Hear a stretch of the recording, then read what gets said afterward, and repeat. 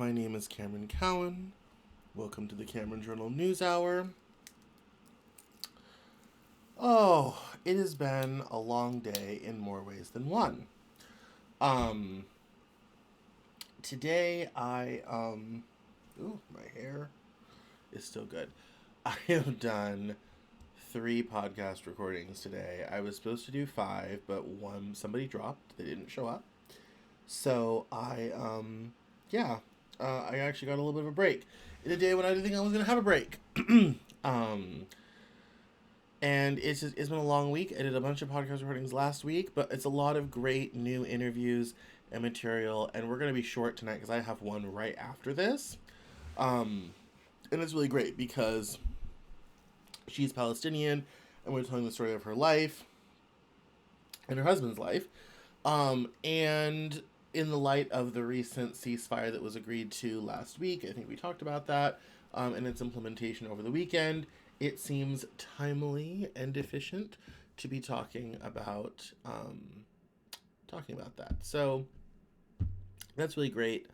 And it was been a great conversation today. I got to talk about self-publishing and publishing in general with somebody. I got to talk about a man who his fiction was inspired by He-Man in the 80s, and storytelling and superheroes and Watchmen and all sorts of great stuff. That's always, when I get to talk about story with people and do those sorts of interviews and conversations, that always warms my heart and fills my soul.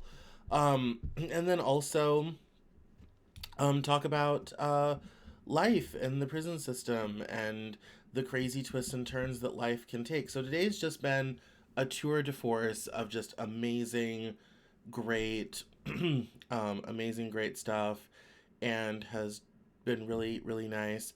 I have so many new episodes coming and so much new content coming. It's really out of control. Last week I interviewed so many great people. It's piling up. I don't know how the hell I'm gonna get it all edited and uploaded and everything on time, because it's a lot, but it's all good. And the show has grown.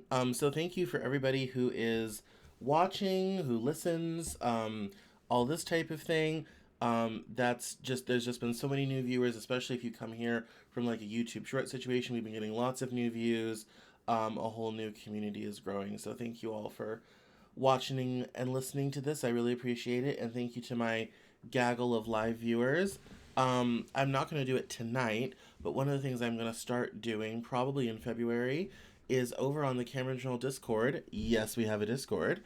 I'm going to start maybe some after chat, little hangouts afterwards, so we can come and hang out and chat, and it helps people get on the Discord, and hopefully that will, get that Discord community active and all this type of thing. So really looking forward to that as well as a new thing. And especially, that's also a benefit of signing up with Cameron Journal Plus.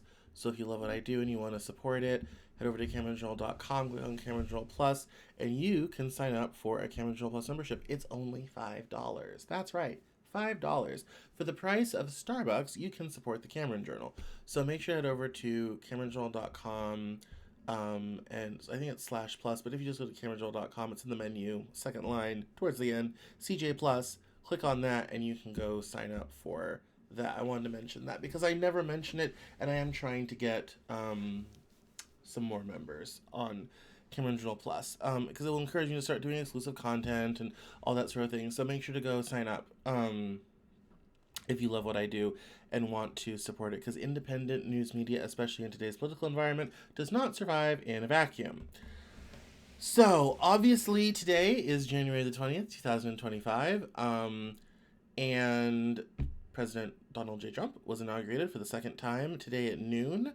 I watched it live streaming. It was held indoors in the Capitol Rotunda, it looked like, because of the weather in DC. And the roads and everything were quite empty and bare, and there was some small seating areas, but the crowd size was very small. And a lot of the MAGA people felt bad because they were they took the jumbotrons down from outside and all this type of thing, and so they felt really bad because they just went all the way to DC to see it and basically got shut out. However, all the millionaires, billionaires, tech types, and all this type of thing were certainly on hand um, to witness the induction of Dear Leader. So obviously, President Biden has returned to Delaware, and Kamala Harris is back in California. And the Trump people are having their whole Inauguration Day celebrations and dinners and all this type of thing. There is sort of a event rally thing going on this evening. There is a whole list of executive actions that Trump wants to take. I have a list from whitehouse.gov of some stuff they plan to do. I watched the whole speech. It was about 10 minutes. And it was rather bleak. It was definitely it was a perspective on this country. There were parts that I agreed with, there were parts that I didn't. Certainly, good positive action on immigration is vitally important. We did get official word recently that Vivek Ramaswamy, after his tweet situation that sparked a whole discussion on H-1B visas and all this type of thing, which I talked about on the Saturday newsletter, that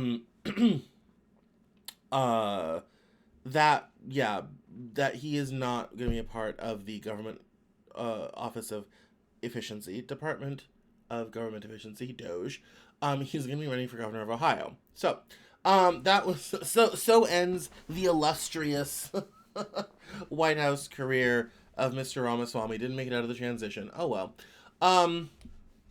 That's kind of where we're at. I did also see that Pete Hegseth today got voted out of committee and will go to the floor of the Senate. So it looks like that confirmation is going through. I anticipate by and large Trump's going to get who he wants. I don't think there's going to be a lot of pushback from anybody. Obviously, for those of us on the left and for those of us who were Kamala Harris voters, today is a tough day. I can't imagine what it must have been like for her to sit up there and watch him get sworn in. Much bigger person than I am. I wouldn't have shown up.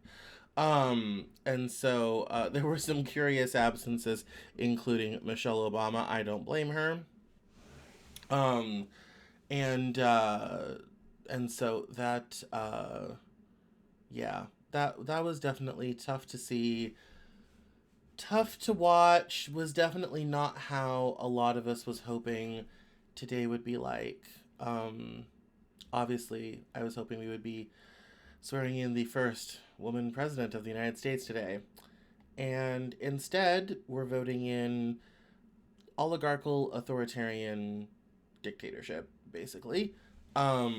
Dictatorship with a veneer of democracy for legitimacy, much like Turkey or Hungary or Russia. We're joining a great club of wonderful, strange people among the family of nations. And as I was sitting there kind of being like, well, liberal democracy, we had a nice run, 248 years. It was good while it lasted. Now we're going to be entering into a very different territory. We've talked a lot about how the second term is going to be different. Trump says it's going to be different. I will say that Trump was definitely, he was quieter. He was more taciturn. He was not as blusterous. Even when he was calling for the seizing of the Panama Canal, or when he was calling for renaming the Gulf of Mexico to the Gulf of America, he was definitely, I wouldn't say it was presidential, but I will say that it was definitely taciturn. It was definitely more, I think, humble as Trump goes, which I thought was an interesting kind of approach to the whole thing. It was definitely short. It was not any long. In the 19th century, they did these long speeches, 2 hours, sort of thing. But it was short. It was sweet. It was to the point. There's a lot on the agenda. certainly. Um, and things are going to move very quickly. I would advise everyone, regardless of your political affiliation, take breaks. It's going to be a long day, night, tomorrow, and so on, and so on, and so on. There's going to be a lot happening all at once, um, especially for immigrants and their families and this sort of thing. It's going to be a long several days, and it from the rumor on the street is, although I've not seen this confirmed anywhere, mass deportations will begin next week, um, which is a lot. That's yeah, that's gonna be a lot. It's gonna be dramatic. As I said, take breaks from the news. I think one of the best things about this time around, and I know this is true for a lot of people I've talked to, and it's certainly true for me, we're not going to be slavishly reporting on every single tiny thing Trump does. That's not the move this time. Although Saturday Night Live kind of made fun of MSNBC for doing exactly that on the cold open on Saturday, which I thought was hilarious because they're definitely like that. No, as you know, I don't slavishly report everything the government does. I talk about issues, I talk about culture, all this type of thing. That's what we're going to be doing for the foreseeable, and that's what is going to be important to get through the second Trump administration. Um, we are definitely, given who he surrounded himself by, we are definitely moving into a place where, as I've kind of been saying on Twitter today, the computers are taking over. Who was on stage? Musk, Bezos, Zuckerberg. It's tech. It's Silicon Valley. Um, the and I think this is very important. Tech has had a lot. They've had a lot of money, a lot of attention. Users. They have had a lot of pull in society, but what they haven't had is political power. And what's different now, this time around, is they have all the money, hundreds of billions of dollars. I think collective net worth is 2 trillion. Um, but most importantly, um, they have political power now. The computers are taking over. The computers are in charge. And that's AI, that's social media, that's, technology, that is, it's social media, it's technology, it's driving cars, it's spaceships, it's, in Bezos's case, shopping. It's movie series. In the fight for the culture war, a lot of that centers on tech and the conversations we've had on censorship and fact checking and all this sort of thing and all the stuff that we've been tracking over the last couple of weeks. The reality is today, the computers are in charge now. Technology not only has all the money, they have all the political power. And they are going to use that to serve their own ends. And quite frankly, there's not a whole lot the rest of us can do to stop it. Regardless of what happens with elections and all this type of thing, democracy is going to matter much less now than it did before. And you have this marriage of technology and government together, quickly driving down the road. It wasn't, manufacturers of physical goods in those seats. It was tech that was sitting in those seats. You have to remember, a lot of these tech guys were steeped at a very early age in libertarian Ayn Rand sort of stuff. The whole impetus of tech is make it fast, make it big, make it popular so the government can't regulate us. That's been the ethos of tech for 20 years at this point. And now we see that now they're not trying to hide from the government. They're now in control of government. The computers are here. They now run things. They're going to be making massive policy determinations. They're not just lobbying and putting pressure on government. They've got the ear of. They're involved, especially Elon Musk. They're now deep into government and they want to run government like a tech company, like a startup, where those who can provide value and all this type of thing get priority and everyone else does not. Why the hell do you think they want to get rid of the Department of Education and return education to the states? Very simple. It's because if you can, it's dog eat dog. If you can make it and you have talent and whatever have you, you get to live and you get to have an education. And if you can't, if you're special needs, if you are coming from a different racial background, whatever have you, out you go. that they do not want to care for all of society. They've never wanted to care for all of society. It's the power of the strong. Those who make it do, and if you don't, go die, basically. And that's where we're at in this country, and that's who's now in charge, and we all have to get used to that fact. And as I've told you many times since I brought the news hour back, this job got a lot more dangerous thanks to Trump's election. And we've had a couple months to get used to the idea and kind of get back to some normalcy and all this type of thing. Our respite's over. We're going to be plowing ahead quite significantly in the new Trump agenda. I think people are going to be shocked at how much of Project 2025 gets implemented. I do. Everyone's like, oh, he disavowed it and got the guy fired. Doesn't matter. Doesn't matter. I looked over it. There's a through line from what's in that document to what's in Trump's speeches. Not all of it. There's other kind of crazy parts that he's not gone along with. And certainly when it comes to things like gay marriage and abortion, he's a lot more moderate than a lot of the Christian nationalist right are. But there's a lot of it in principle that's going to be there. And especially with this whole America First strategy and all this type of thing, we'll get into some of the stuff he wants to do. But the main thought I have for today is the computers are in charge now. They are. The computers are in charge now. And if we kind of look at that from that perspective, that the computers are in charge, tech now has money and political power. We're living in the America of Jeff Bezos, Mark Zuckerberg, Peter Thiel, Mark Andreessen, all of these tech guys. This is the America we're going to be forced to live in. And if you are a marginalized member of society, hi. If you're a disabled, if you are not able to compete in their dog eat dog world, you will be left behind. If you're elderly and dependent on Medicare, they want to cut that. Social Security's not looking too great either. The reality is we're living in a society ran by people who have no patience for anybody who can't keep up, who can't, who might need a special accommodation or anything like that, or might need accessibility or whatever have you. They don't care about any of that stuff. That's all woke nonsense to them. They're getting the America they've always wanted. They've been waiting 45 years for this moment. And today, they're getting their wish.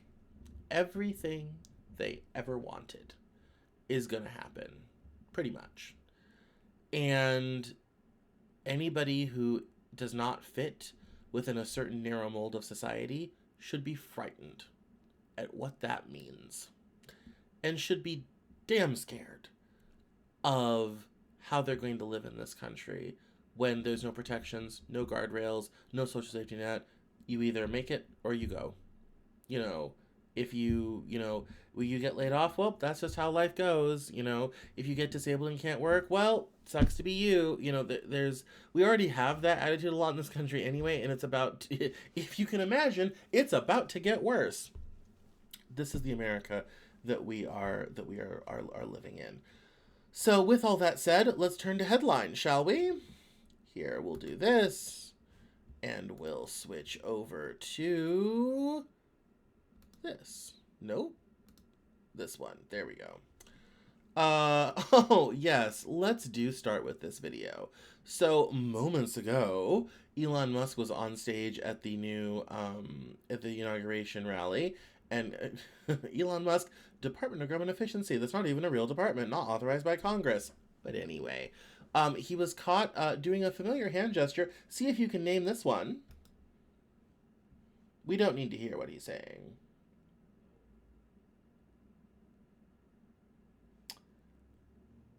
Just gonna leave that there. That's who's in charge of your country now. Just, yeah, whatever. If that matters to you at all, Speaking of the inauguration of President Trump, I couldn't find the same thing Vosh found, but I did find this sort of list of various and sundry things President Trump is going to do. So it's President Trump's America First priorities. And the first one is Make America Safe Again, and we have Trump will take bold action to secure our border and protect American communities. This includes ending Biden's catch and release policies, reinstating a remain in Mexico, building the wall, and ending asylum for illegal border crossers, cracking down on criminal sanctuaries, and enhancing vetting and screening of aliens. President Trump's deportation operation will address the record border crossings of criminal aliens under the prior administration. The president is suspending refugee resettlement, and after communities were forced to house large and unstable populations of migrants, straining community safety and resources. The armed forces, including the National Guard, will engage in border security, which is a national security, and will be deployed to the border to assist existing law enforcement personnel. President Trump will begin the process of designating cartels, including the dangerous Tren de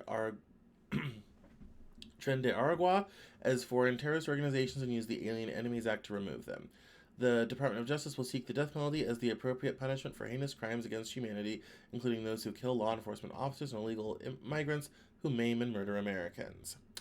President will unleash American energy by ending Biden's policies of climate extremism, streamlining permitting and reviewing for rescission all regulations that impose undue burdens on energy production and use, including mining and processing of non-fuel minerals. President Trump's energy actions empower consumer choices in vehicles, shower heads, toilets, washing machines, light bulbs, and dishwashers. President Trump will declare an energy emergency and use all necessary resources to build critical infrastructure. President Trump's energy policies will end leasing to massive wind farms that degrade our natural landscapes and fail to serve American energy consumers. President Trump will withdraw from the Paris Climate Accord. All agencies will take emergency measures to reduce the cost of living. President Trump will announce the America First trade policy. No details on that yet. America will no longer be beholden to foreign organizations for our national tax policy, which punishes American businesses. The president will usher in a golden age. This was a big line he had at the inauguration speech today. Golden age for America by reforming and improving the government bureaucracy to work for the American people. He will freeze bureaucrat hiring except in essential areas and end the onslaught of useless and overpaid DEI activists buried into the federal workforce. He will pause burdensome and radical regulations not yet in effect that Biden announced. President Trump is announcing an unprecedented slate of executive orders for rescission. President Trump is planning for improved accountability of government bureaucrats. The American people deserve the highest quality service from people who love our country. The president will also return federal workers to work, as only 6% of employees currently work in person. President Trump is taking swift action to end the weaponization of government against political rivals and ordering all document retention as required by law. President Trump is also ending the unconstitutional censorship by the federal government. No longer will government employees pick and require the erasure of entirely true speech. On the president, that's an interesting phrase. Require the erasure of entirely true speech. That's an interesting phrase. On the president's direction, the State Department will have an America First foreign policy. The president will establish male and female as biological reality and protect women from radical gender ideology. He also mentioned this in this speech. He announced that it will be the policy of the United States that male and female are the only genders. American landmarks will be named appropriately to honor our nation's history. In the speech, he mentioned that Mount Denali in Alaska will get renamed to Mount McKinley. But that also goes along with we're going to rename the Gulf of Mexico to the Gulf of America. So, that's just day one. This is a preview into the next 4 years and how this is going to go. And they've got all the great stuff, administration, J.D. Vance, and even the wives get a little blurb and the cabinet, but no, apparently they'll probably fill this in later. So, that's that end of things. I continue to be amazed at the effort being put in. Let me change from the screen. The effort being put in to do a lot of these things. The America First trade policy is fine.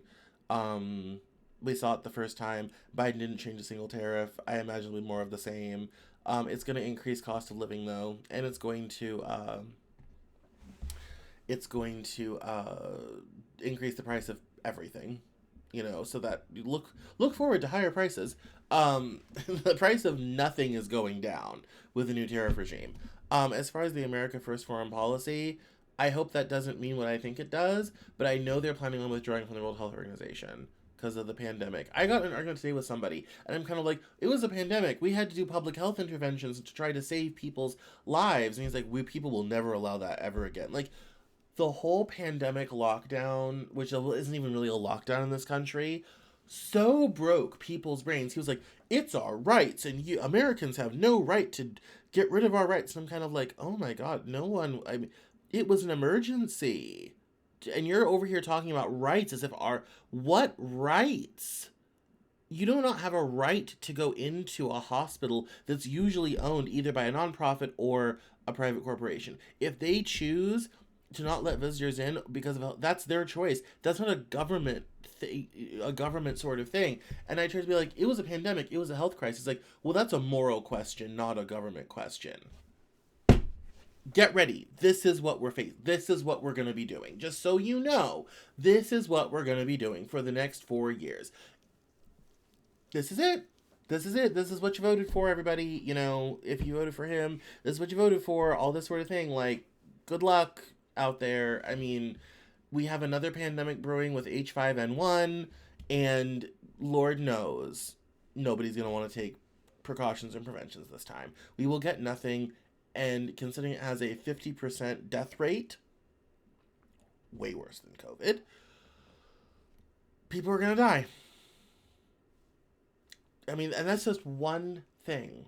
That's just one tiny aspect. We're not even getting into Department of Education stuff yet. We're not even getting into HHS stuff, what RFK Jr. wants to do with FDA, all this sort of thing. They're talking about all in critical infrastructure for energy. That probably means they're going to want to put back the Keystone Pipeline that Biden canceled and got tore down, and briefly depressed scrap prices because of all the metal.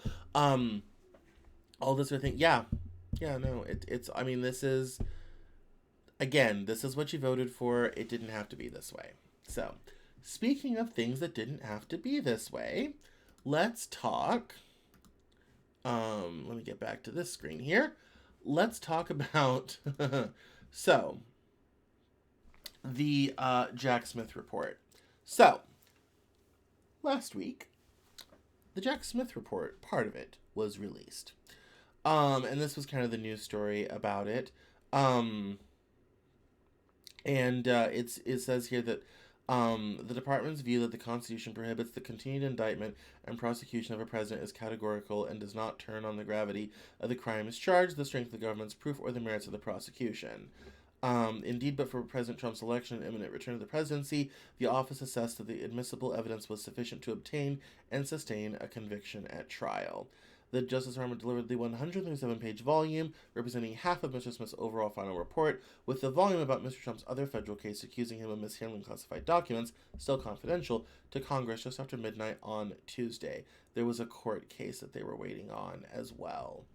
Then I want to shift over to Denise Wheeler here on Twitter, who did a really great breakdown of what was in the report.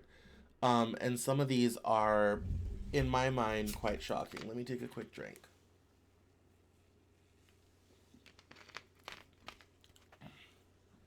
One, the criminal scheme to overturn the 2020 election results, page 2 to 3. Substantial evidence demonstrates that Mr. Trump engaged in an unprecedented criminal effort to overturn the legitimate results of the election using fraud and deceit to retain power. Page 8, Trump's pressure on state officials to ignore true vote counts and manufacture fraudulent slates of presidential electors in 7 states. And we know that because we have the actual physical evidence of them trying to do that. Page 11, Trump and co-conspirators orchestrated a scheme to have fraudulent electors from 7 states sign and submit false certifications. And we have that actual documentation. A snippet from page 11, Trump ensured the plan was carried out, directing co-conspirators and monitoring progress, including deceptive assurances to fraudulent electors. On the January 6th attack, page 23, Trump directed an angry mob to the United States Capitol to disrupt the certification process and leverage violence to delay proceedings. Page 23, he knew many of the election fraud claims he promoted were false, but used them to stoke anger among his supporters. Page 5, unawareness of falsehood. Evidence from officials in his administration, including the vice president, indicated Trump was repeatedly told there was, quote, no evidence to support his claims, unquote. Page 112 on threats and harassment of witnesses. A significant challenge to the office faced after Mr. Trump's indictment was his ability and willingness to use his influence and following on social media to target witnesses, courts, and department employees. After Mr. Trump publicly assailed these individuals, threats and harassment from his followers inevitably followed. See ECF number 57, that's an attachment. At 3, one witness identifying Mr. Trump's tweets about him as the cause of specific and graphic threats about his family. A public official providing testimony that after Mr. Trump's tweets, he required additional police protection. In the context of the attack on the Capitol on January 6th, Mr. Trump acknowledged that his supporters, quote, listened to him like no one else. The same pattern transpired after Mr. Trump's indictment in the election case. As the D.C. Circuit later found, Mr. Trump's, quote, repeatedly attacked those involved in the case through threatening public statements as well as messaging daggered at likely witnesses and their testimony, unquote. The next day, one of his supporters called district court judge's chambers and said, hey, we can all read that. Trump doesn't get elected in 2024, we're coming to kill you. You'll be targeted personally, publicly, your family, all of it. Report conclusion. Indeed, but for Mr. Trump's election and imminent return to the presidency, the office assessed that the admissible evidence was sufficient to obtain and sustain a conviction at trial. Key legal findings. Conspiracy to defraud and obstruct on page 33 through 49. Presidential immunity on page 122. Political salience. Safeguarding elections and accountability. And constitutional conflicts. The report highlights that Trump's conduct lacked historical precedent, noting, quote, no adequate non-criminal alternative to prosecution, unquote. So, yeah, there we go. So, as it turns out, people were right all along. Yeah, he did it, and it was stunning, and it was bad. And he, in his criminal case, he just got convicted but was given no sentence. That happened last week as well. He is a convicted felon. Gonna make travel hard. And we know from the Jack Smith report that, the big lie was a lie, even though he's suing CNN for saying that for $157 million. I had a friend on who literally said, well, I hope he's going to finally bring the media to heel so they can stop saying lies. And I'm like, it's not a lie if it's true. And Trump lies a lot. And the big lie about the election was a big lie. And there's a lot of people who acknowledge that that's all stupid sort of thing. But here we are. Oh, this is the story about the Israeli government approving the Gaza ceasefire. Yes. Prime Minister Benjamin Netanyahu's office said the deal, which includes the release of hostages for Palestinian prisoners, will go into effect on Sunday. So, in the Israeli-approved ceasefire with Hamas early Saturday, setting up the first reprieve in Gaza in over a year, Palestinians have celebrated the truce with the hope that it will finally end the devastating 15-month war, and Israelis are anxiously awaiting the return of scores of captives abducted by Hamas. The full Israeli cabinet passed the agreement during a meeting that continued unusually into the Jewish Sabbath and into Saturday morning. The Israeli government said it would go into effect on Sunday. Israeli civilians will have a short window to file objections, but the courts are widely expected to allow the agreement to go forward. The Gaza war began with the Hamas-led attack on southern Israel on October 7, 2023, which killed 1,200 people in Israel and saw 250 taken hostage. Israel's ensuing military campaign has leveled much of Gaza, and tens of thousands of Palestinians and hundreds of Israeli troops have been killed. The conflict went far beyond Israel's borders, setting off a domino effect that's still reshaping the region. Hezbollah began attacking at Israel in solidarity with Hamas, leading to an Israeli campaign that hobbled the Lebanese militant group. And Israel and Iran, which backs both groups, exchanged direct blows, with Iranian missiles flying towards Israel and Israeli fighter jets bombarding Iran. The ceasefire deal involves a complex array of Israeli withdrawals, security mechanisms, and hostage for prisoner swaps. Under its terms, Israel and Hamas will observe a 42-day truce, during which Hamas will release 33 Israeli hostages in exchange for hundreds of Palestinian prisoners. During the truce, both sides will negotiate for the next phase, an end to the war and the withdrawal of Israeli forces. So, that's where we are on that end of things. No one really noticed this, but I wanted to talk about Biden's farewell address quickly, because a lot of the stuff that he said was so obvious today at the inauguration, it's not even funny. He said today, quote, an oligarchy is taking shape in America of extreme wealth, power, and influence that literally threatens our entire democracy, our basic rights and freedoms, and a fair shot for everyone to get ahead, Mr. Biden said. While Mr. Biden did not explicitly name Mr. Trump, his remarks went straight at the tension at the heart of the incoming administration, in which billionaires like Elon Musk are positioned to wield enormous influence over the next 4 years. Are they really populists intent on shaking up the government to benefit working people who've been left behind by the establishment, or are they just billionaire disruptors out to enrich themselves? Mr. Biden's warning of an unelected oligarchy taking shape echoed a similar one by President Dwight D. Eisenhower, who spoke about the military-industrial complex in his farewell address. The Biden version referred to the tech-industrial complex, in which he warned of the erosion of truth itself brought forth by unchecked social media platforms, a reference to Meta doing away with fact-checkers this week, and artificial intelligence. Quote, Americans are being buried under an avalanche of misinformation and disinformation enabling the abuse of power, unquote, Mr. Biden said. Quote, the powerful voices want to wield their unchecked influence to eliminate the steps we've taken to tackle the climate crisis, to serve their own interest for power and profit, he said. We must not be bullied into sacrificing the future of our children and our grandchildren. We must keep pushing forward and push faster. The speech in many ways wrapped up not just 4 years in the White House, but more than half a century of public service for Mr. Biden, who came of age in an era of politics that he no longer sees around him. It also served as a plea for the country to remember its roots as he leaves the office he has coveted since he was a young man. Quote, after 50 years at the center of all of this, I know that believing in the idea of America means respecting the institutions that govern a free society, he said. Our system of separation of powers, checks and balances, it may not be perfect, he said, but it's maintained our democracy for nearly 250 years, longer than any other nation in history that's ever tried such a bold experiment. Mr. Biden called for term limits and ethics reform for the Supreme Court and banning members of Congress from trading stocks. He also mentioned, quote, we need to amend the Constitution to make clear that no president is immune from the crimes that he or she commits while in office, unquote.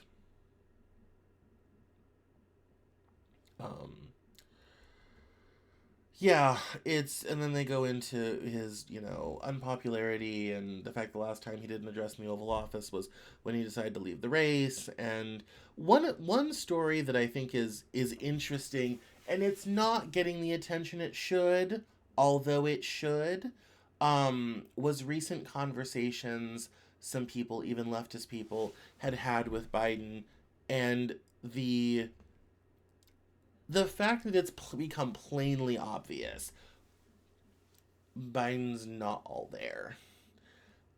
Intellectually, he's not been there. And based upon recent reporting, that's been true for a while. I think we covered that a couple weeks ago.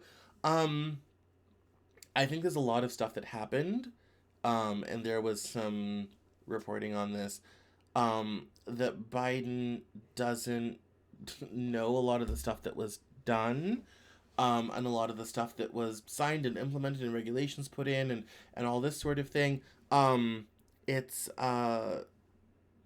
Yeah, there's a lot of, I don't think he was necessarily as in charge as he should have been, or as aware of things as he should have been. And in fact, it's kind of become a bit of a joke, especially the last couple months. It's an ignominious end to 50 years of public service, that he's sort of this doddering old man who's just kind of lost it and has been just sort of limping through the end of this presidency. And in some people say even from the very beginning he wasn't necessarily all there, and in some ways you can kind of see it, in the 2020 Biden. The 2020 Biden that was campaigning and the one you see today is a man who's greatly diminished. And I think perhaps some of the issues and problems that have been going on and happening and all this type of thing are because of that. And I think some of the things, especially regulations and things like that were put through, he didn't necessarily know or didn't fully understand or wasn't fully aware of. And that's it kind of puts a punctuation mark on the whole presidential debate thing in June and him leaving the race in July and Kamala Harris and everything that's happened in 2024. It's an uncomfortable punctuation to that whole sad story. And, yeah. Farewell, President Biden. He was the man we needed at the time we needed him. I just wish he were 10 years younger when that moment happened. So he could have been more present with it all. It was a crisis moment, and to some degree he rose to the occasion, but unfortunately age and circumstance prevented him from really doing, I think, what he really wanted to do. Um, and that's quite sad. I think he's unpopular now. I think history will be far more kind to him than it is right now. But he'll probably be remembered as sort of this kind of, much like Henry Harrison, the other guy to serve in between a president term in between two guys. It was kind of the same story with Henry Harrison. Gets in, is unpopular, loses to the guy he won with before. It's going to be a kind of a very similar narrative. I hope they realize that Biden tried and unfortunately got taken down by a lot of stuff that he wasn't even responsible for. The trans panic, all of these things. Um, it defined a presidency in a way that it probably shouldn't have. And that's unfortunate. Speaking of the retail theft thing, we're gonna save that till next week because it's so good, but we don't have time because I've got it recording. Um, but it's just we just don't have time. But I do want on before we go and I get ready for this recording, I did want to talk about the whole Curtis Yarvin thing for a hot second because Curtis Yarvin is a very popular right wing political blogger. He's been around for a long time, longer than me. He's been around for a long time, and this interview has been doing the rounds, and so I wanted to kind of talk about it a little bit, especially the part where he talks about the president being sort of a CEO of the country, and it says that American democracy is a sham beyond fixing, and having a monarch-style leader is the way to go. So why is democracy bad, and why would having a dictator solve the problem? And Yarvin says, let me answer that in a way that would be relatively possible to readers of the New York Times. You probably heard of a man named Franklin Delano Roosevelt. Yes. And then he says, I do a speech sometimes where I'll just read the last 10 paragraphs of FDR's first inaugural address, in which he essentially says, hey, Congress, give me absolute power or I'll take it away. So FDR actually did that level of power. Yeah, he did. There's a great piece I've sent to some people that I know that are involved in the transition. And he said, well, I sent the piece to Mark Andreessen. It's an excerpt from the diary of Harold Ickes, who's FDR's Secretary of the Interior, describing a cabinet meeting in 1933. What happens in this cabinet meeting is that Francis Perkins, who's the Secretary of Labor, is like, here, I have a list of projects that we're going to do. FDR personally takes this list, looks at the projects in New York, and is like, this is crap. Then at the end of this thing, everybody agrees that the bill would be fixed and then passed through Congress. This is FDR acting like a CEO. So is FDR a dictator? I don't know. What I know is that Americans of all stripes basically revere FDR, and FDR ran the New Deal like a startup. Question goes, the point you're trying to make is that we've had something like a dictator in the past, and therefore it's not something to be afraid of now. Yeah, look at the objective reality of power in the U.S. since the Revolution. You'll talk to people about the Articles of Confederation. You're just like, name one thing that happened in America under the Articles of Confederation, and they can't unless they're a professional historian. Next, you have the first constitutional period under George Washington. If you look at the administration of Washington, what is established looks a lot like a startup. It looks so much like a startup that this guy, Alexander Hamilton, who's basically a recognizably startup bro, is running the whole government. He's basically the Larry Page of this republic. And then he goes on to say, it's not even that democracy is bad, just that it's very weak. And the fact that it's very weak is easily seen by the fact that unpopular policies like mass immigration persist despite strong majorities being against them. So the question of, is democracy good or bad, is I think a secondary question to, is that what we really have? When you say to a New York Times reader democracy is bad, they're a little bit shocked. But when you say to them politics is bad or even populism is bad, like, of course, these are horrible things. So when you want to say democracy is not a good system of government, just bridge that immediately to saying populism is not a good system of government. And then you'd be like, yes, of course, actual policy and laws should be set up by wise experts and people in courts and lawyers and professors. Then you'll realize that what you're actually endorsing is aristocracy rather than democracy. It goes on for a while. This has been making the rounds. I would encourage you to go read it and get familiar with Curtis Yarvin. He is a big part of the new administration. As it said, powerful conservatives are listening to him. He's been around forever. That's not new. When the tweets first started going around, I tweeted and I remarked, this is the culmination. All of this is the culmination of a conversation that started at the Federalist Society in 1951 and at the John Birch Society shortly thereafter on how they could get rid of the New Deal. Not 100 years later, here we are. And Curtis Yarvin is one of those who certainly thinks along that way and thinks aristocracy, oligarchy, and a certain, CEO of America is good. There's only one problem. Neither you nor I are on the board of directors. So I don't know what we're going to do with that, about that, for that. But that's the news this week. That's the headlines. Thank you all so much for listening. I love you for watching. I appreciate it. You all are amazing. Um, Make sure to head over to CameronJournal.com for the latest stuff. Sign up for my newsletter every Saturday. I deliver a great newsletter with the best of the Cameron Journal from the week and unique content. So make sure to check that out. It's free to sign up. If you love what I do, make sure to sign up for a Cameron Journal Plus membership. I would really, really appreciate it right now. If you want to follow me on social media, on Twitter, it's at Cameron Cowan. Same thing for Instagram, Facebook.com/Cameron L. Cowan, and at Cameron Journal on TikTok, because the ban got defeated because Trump's going to give them a 90-day extension. So we're still on TikTok for now. And it's Cameron Journal on Blue Sky. So make sure to check those out. I really appreciate it. I love you for watching, and I will see you next Monday at 7 Eastern for the Cameron Journal News Hour. Have a great night, everyone. Bye-bye.